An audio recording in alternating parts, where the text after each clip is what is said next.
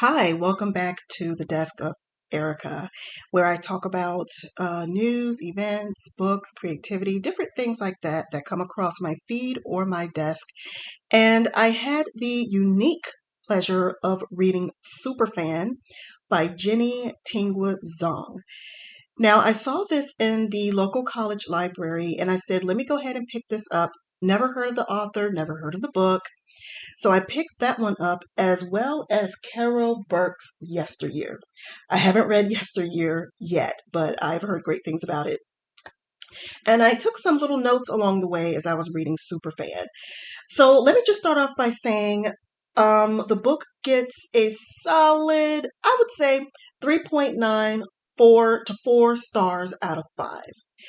It's rare that I give a book less than 4 stars. Typically, if I read a book within my favorite genre, it gets more stars than that. But Superfan was very interesting. And I will explain why I gave it what I gave it. Because the book moved from a 3.5 to a 4, as I read it. So anyway, the book is about a college student named Minnie. She just started college in Texas, and she finds herself going down the wormhole of boy band fandom. There's a boy band out there called Hourglass in this book. They call themselves Hourglass, but she is totally in love with Halo. She loves the one named Halo. Eventually, there's a scandal that's opening up about Halo, and only Minnie is the one that's able to help him. Okay. So, mind you, I went into this story with that in my mind that there's a college student who falls in love with this boy band, and come to find out she's the only one who can rescue one of them. That was my thinking. So, the first majority of the book, like literally 70% to 75% in, is a 3.5 out of 5 stars, right? And that is because it's for two reasons. First of all, the book, it did not have the flavor that I thought that it would have. And I apologize if you hear children screaming and playing outside. Even though all my doors are closed and windows closed, you can still hear it. But so that was one thing, right? The book, it went in the direction that I did not think that it would go. Like in my mind, it was going to go somewhere else. Secondly, which kind of explains my first reason, the way the book is set up, I did not like. So the book is set up, each chapter is told by a different person, Minnie or Halo. Halo, real name is Eason. So it's just those two points of views that we're getting, and they're told from a third person point of view, of course. I only cared about Minnie's story. I only cared about her story because, she meets this white guy who's slightly older than her. He works at the cafe bookstore or whatever. And she finds herself trying to impress him, right? Because he's the one who said first, hey, can I get your number? He wants to date her. And, you know, I was caring about her story because you realize very quickly that this white guy, Nate, is a douche. Okay. And yes, this book involves Asian Americans. And I love that. The main character, Minnie, she is an Asian student, and you get different messages from the book. I'll get to that in a moment about the different messages I got from the book. But I cared about Minnie's story. Now, Eason, he's the one who's part of the boy band. His name, aka Halo, is a boy band made up of 3 Asian guys and 1 white guy. And his story is it's okay. You learn about the things that he has to go through to be part of a boy band. And it does break your heart because the way that they are treated, the way that they are used is just utterly disgusting, especially what they try to force upon him and Jelly. Oh my gosh. So, I did care about it, but not as much as I cared about when the chapters were minis. I liked her story. Uh, But something happened towards the end of the book, like 80% in. I end up staying up to 1 o'clock in the morning this morning reading it. That's why I'm bringing this to you fresh. Okay, whenever you hear this. Um, all of a sudden it became a page turner. Eason's story got really dark when you learn about his past. And then, the book made me want to throw it against the wall. There were times that the book literally made me cry. Like towards the end, the author just really packs a punch. And so I said, you know what? She earned this other star. So I'll go ahead and give the book 4 out of 5 stars. So the strengths of the book, I took some little notes here. The strengths of the book is the overall message. When you read the book, the beginning of the book takes place in 2014. So of course there was still social media then, all of that good stuff. But the book, in certain chapters, you see these postings in message boards, which was still highly popular then, right? So the message was about just putting our all into social media, putting our business out there, you know, um, and how it can infiltrate into your real life. There are some people who prefer a social media life versus, their real life.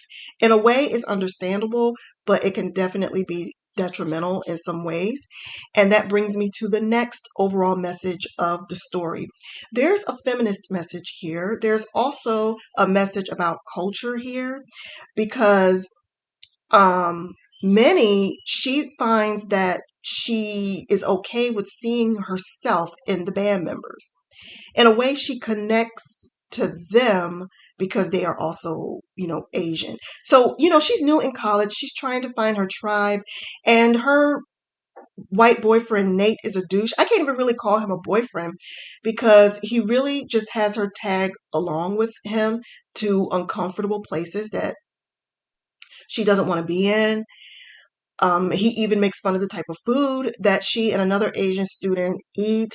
It's just different things that he says. But because she is young and naive, she figures, oh, I just have to learn his world. I'll do whatever it takes just so I could be in his world. But what's interesting is that when we switch back to Halo and how he's navigating being part of this boy band, he's doing the same thing. Minnie and Halo, they don't know each other. These are complete strangers.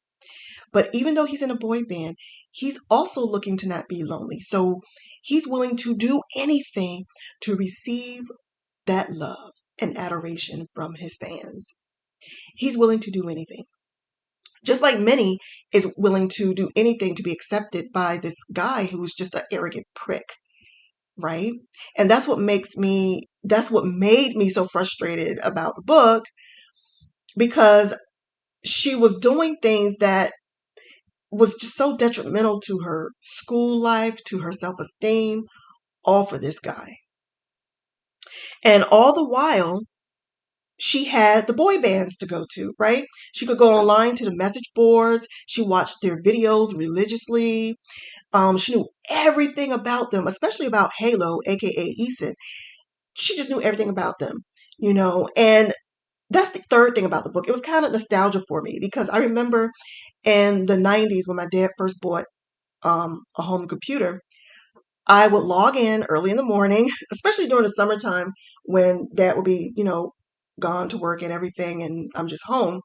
I would log into the computer and I would, go to these blogs that was about NSYNC. Come on now, you remember, NSYNC and all the other boy bands that were out during that time. What's the other boy bands that was out? 98 Degrees and, all the other ones. But I would log in religiously every single morning just to hear samples of their song. And this was before YouTube. So we only had like 30 seconds of songs that was posted on these websites. And I would just read their biographies over and over and over again, just fangirling. I did the same thing with with Keanu Reeves. I would look up every kind of blog I could that talked about Keanu Reeves, especially after seeing him in Speed and The Matrix.